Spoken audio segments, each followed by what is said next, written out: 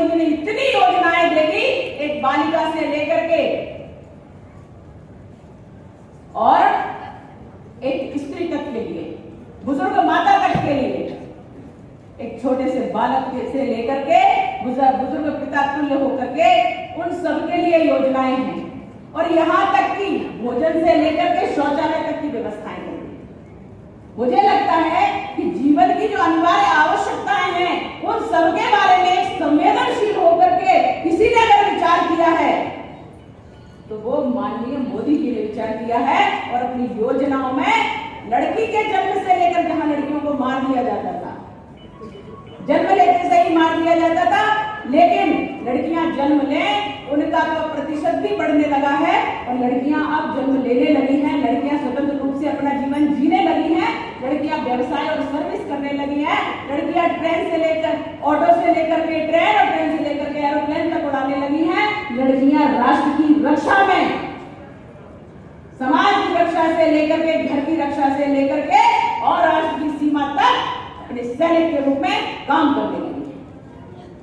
यह हमारे लिए गौरव की बात है और यह गौरव का इतिहास हमें प्रदान करने वाले भारतीय जनता पार्टी के माननीय प्रधानमंत्री मोदी जी ने। और वो कोई और नहीं, मेरे पूर्वाश्रम की छोटी बहन हुआ करती।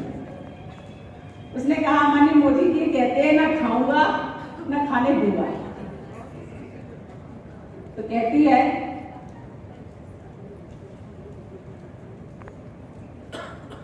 खाते नहीं है खुद भी, खाने भी नहीं देते, खाते नहीं है खुद भी, खाने नहीं देते, फिर क्यों बनाए हैं, फिर क्यों बनाए हैं शौचालय हजारों हैं। एक बड़ा मस्त, मन को आह्लादित करने वाला और एक बहुत ही अच्छा शब्दों में पिरोया हुआ ये गीत मुझे इतना हंसाया और मुझे जो भी वहां बैठे हुए थे लोग बड़े हंसे। लेकिन ईमानदारी, देश के प्रति निष्ठा, देश के विकास कैसे किया जाए और महिलाओं को कैसे सुरक्षित किया जाए, उनकी मर्यादा, उनका शील कैसे सुरक्षित हो, समाज में किसी प्रकार से वो हास्य का पात्र ना बने, इसके लिए उन्होंने शौचालय भी बनाए। तो रोटी, कपड़ा और मकान जो कांग्रेस गीत गाया करती थी और उसने 65-67 सालों तक शासन किया। इस शासन में हर बार रोटी, कपड़ा और मकान होता था, लेकिन वो कभी पूरा ही नहीं होता था। लेकिन आज रोटी भी है, कपड़ा भी है, मकान भी है, संस्कार भी है, संगठन भी है, आध्यात्म भी है, मंदिर भी है और सब सुरक्षित है। और हम भी का अर्थ है हमारा अस्तित्व है।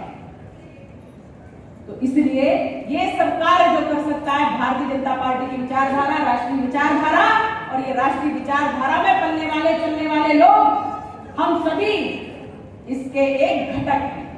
आपके व्यक्तित्व में झलकता है। भारतीय जनता पार्टी से जुड़े, आप संघ के किसी भी अनुसांगिक संगठन से जुड़े, आप संस्कार से युक्त हो जाते हैं।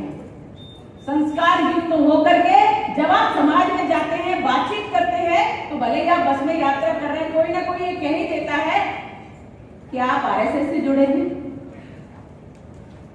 या आरएसएस के किसी संगठन से जुड़े हैं। और जो लोग अनभिज्ञ होते हैं वो कहते हैं कि आप भाजपा से जुड़े हैं। उनसे पूछो क्यों।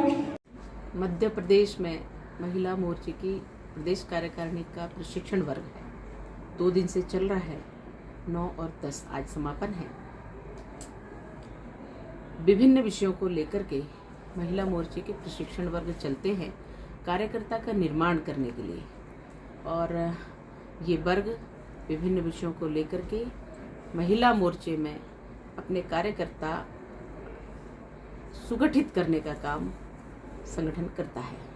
उसी के निमित्त देवास में ये बैठक रखी गई थी। उसमें सभी आमंत्रित सदस्य हैं, तो उस नाते से विभिन्न विषयों को लेकर के आए हुए हैं। तो कहीं ना कहीं इसको 2023 से देखा जा सकता है। देखिए, जो पार्टी होती है, संगठन होता है, उसमें तो ये प्रशिक्षण हमेशा चलते रहते हैं, क्योंकि संगठन है तो फिर अन्य है तो ही चुनाव है। इसलिए संगठन का गठन, संगठन का निर्माण, संगठन का सुगढ़ता यानी उसको गढ़ना, ये सब उसमें होता रहता है। और चुनाव के लिए संगठन हमेशा से तैयारी करता है और तभी भाजपा विजय हुई है। और ये भाजपा जो है ना, भारतीय जनता पार्टी विश्व का सबसे बड़ा संगठन है। यदि मानते हैं आप मध्य प्रदेश में जिस तरह से गुजरात में महिला मुख्यमंत्री चुकी, इसे महिला को प्रतिशत दिखते जो आरक्षित वाली बात है, कहीं ना कहीं मध्य प्रदेश में होगा भविष्य में? देखिए, भविष्य तो किसी ने जाना नहीं, पर संभावनाएं कुछ भी हो सकती हैं। और गुजरात की बात रही तो चाहे गुजरात हो, चाहे मध्य प्रदेश हो या अन्य प्रदेश हो, सभी जगह महिलाओं का नेतृत्व बढ़ चढ़कर भारतीय जनता पार्टी महिलाओं को बहुत महत्व दे रही है, बहुत स्थान दे रही है, बहुत सीटें दे रही है। और इसलिए आपने देखा होगा कि नगर निगम में भी, भोपाल की नगर निगम में, मैं वहाँ की बात कर रही हूँ, वहाँ भी महिलाओं का वर्चस्व है और इसलिए अधिक संख्या में महिलाएं हैं।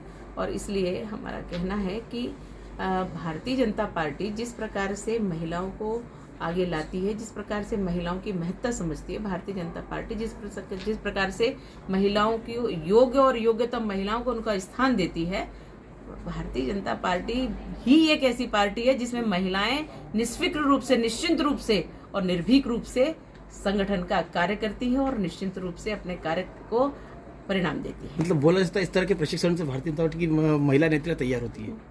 महिला नेतृत्व तो तैयार होता ही है, क्योंकि सिखाया जाता है संगठन में बहुत कुछ सिखाया जाता है। एक सोने की परख जिस तरह बोला था कि कोयला हीरे में चमकता है, तो कहीं ना कहीं इस तरह से प्रशिक्षण से हीरा चमकाएंगे आप? बिल्कुल, संगठन होता ही इसलिए है। ठीक, थैंक यू।